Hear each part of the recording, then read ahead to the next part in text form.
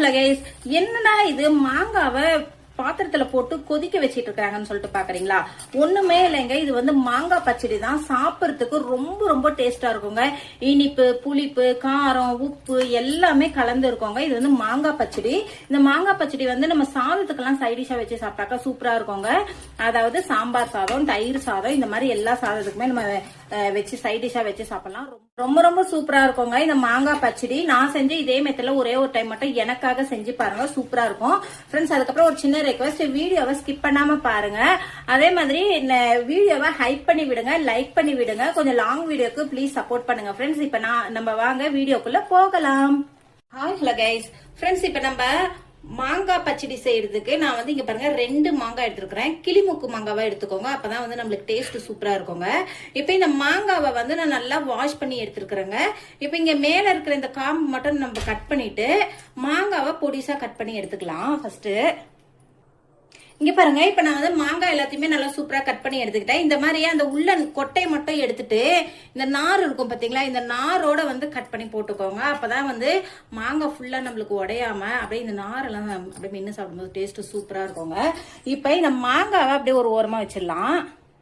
இப்ப பச்சடி செய்யறதுக்கு வந்து ஒரு கடாயில நான் வந்து ஒரு 3 டீஸ்பூன் அளவுக்கு ஆயில் எடுத்துருக்கிறேங்க. இப்ப ஆயில் நல்லா காஞ்சி வரட்டும். இங்க பாருங்க, இப்ப எண்ணெய் நல்லா காஞ்சிடுச்சு. இப்ப ஒரு டீஸ்பூன் அளவுக்கு கடுகு எடுத்துருக்கிறேன், கடுகு ஆட் பண்ணிக்கலாம். அடுத்தது ஒரு 1/2 டீஸ்பூன் சீரகம் எடுத்துருக்கிறேன், சீரகத்தையும் இதுல ஆட் பண்ணிக்கலாம். ஸ்டவ் வந்து லோ ஃபிளேம்ல வச்சுக்கோங்க. அடுத்தது ஒரு கொத்து கருவேப்பிலை எடுத்துருக்கிறேன், இதையும் இதுல ஆட் பண்ணிடலாம். இது எல்லாத்தையுமே போட்டு நல்லா பொரிஞ்ச உடனே நம்ம கட் பண்ணி வச்சிருக்கிறோம் பாத்தீங்களா மாங்காய், இந்த மாங்காவை அப்படியே இதுல ஆட் பண்ணிடலாங்க. அடுத்தது இதுலயே வந்து இந்த மாங்காய்க்கு தேவையான அளவுக்கு கொஞ்சமா சால்ட் ஆட் பண்ணிக்கிறேன். அடுத்தது ஒரு 1/2 டீஸ்பூன் அளவுக்கு வெறும் மிளகாய் தூள் எடுத்துருக்கிறேன், இதை அப்படியே இதில் ஆட் பண்ணிடலாம். ஆட் பண்ணிட்டு இப்போ இதை வந்து ஃபர்ஸ்ட் நல்லா நம்ம மிக்ஸ் பண்ணி விட்டுடலாம். இந்த மிளகாத்தூள் உப்பு வந்து மாங்காயில எல்லா பக்கமும் நல்லா ஒட்டி பிடிக்கணுங்க. அந்த அளவுக்கு இதை நம்ம நல்லா மிக்ஸ் பண்ணி எடுத்துடலாம். நல்லா மிக்ஸ் பண்ணிட்டு இப்போ இந்த மாங்காய் வேகிறதுக்கு வந்து நம்ம இதில் கொஞ்சமாக தண்ணி ஆட் பண்ணிக்கலாம். ஒரு 1/2 டம்ளர் அளவுக்கு மட்டும் தண்ணி ஆட் பண்ணிக்கோங்க, நிறைய ஆட் பண்ணாதீங்க. இப்போ தண்ணி ஆட் பண்ணிட்டு மறுபடியும் ஒரு முறை நல்லா மிக்ஸ் பண்ணி விட்டுடலாம். ஃப்ரெண்ட்ஸ், இந்த மாங்காய் பச்சடி வந்து டேஸ்ட் ரொம்ப ரொம்ப சூப்பராக இருக்குங்க. ஈஸியான மெத்தட்ல செஞ்சிடலாம். சம்மர் டைம்ல மாங்காய் சீசன்ல கண்டிப்பா இந்த மாதிரி நீங்க ஒரே ஒரு டைம் மட்டும் செஞ்சு சாப்பிடுங்க, ரொம்ப ரொம்ப சூப்பரா இருக்குங்க. இப்போ இதை மூடி போட்டு நல்லா ஒரு 5 நிமிஷம் மட்டும் வேக வச்சிடலாம். இங்க பாருங்க, நம்ம ஊத்தி இருக்கிற தண்ணி ஓரளவுக்கு நல்லா வத்தி வந்துருச்சுங்க. இப்ப இடையில இப்ப இதை நல்லா மிக்ஸ் பண்ணி விட்டுக்கலாம். மாங்காவை வந்து ஒரு மாங்காய் இப்படி லேசா டச் பண்ணி பாத்தீங்கன்னா வெந்துருச்சான்னு உங்களுக்கு நல்லா கிளீனா தெரியுங்க. இங்க பாருங்க, நல்லாவே வெந்துருச்சு, தண்ணியும் நல்லா வத்தி வந்துச்சு. இப்ப இந்த ஸ்டேட்ல நான் வந்து இங்க பாருங்க, இந்த கப்ல ஒரு கப் அளவுக்கு வெல்லம் எடுத்திருக்கிறேன். இது வந்து ஒரு 100 கிராம் அளவுக்கு இருக்கும் இந்த வெல்லம். மண் இல்லாத மண்ணு தூசெல்லாம் இல்லாத வெல்லமா பார்த்து எடுத்துக்கோங்க ஃப்ரெண்ட்ஸ். இப்ப இந்த வெல்லத்தை இதுல ஆட் பண்ணி நல்லா மிக்ஸ் பண்ணி விட்டுடலாம். இந்த மாங்காய், இந்த வெல்லம், மிளகாத்தூள் எல்லாமே அப்படியே சூப்பரா மாங்காயில ஒட்டி பிடிச்சி வரணுங்க. அந்த அளவுக்கு நம்ம நல்லா மிக்ஸ் பண்ணி விட்டுடலாம். மறுபடியும் மூடி போட்டு ஒரு 5 நிமிஷம் மட்டும் வேக விட்டுடலாம்.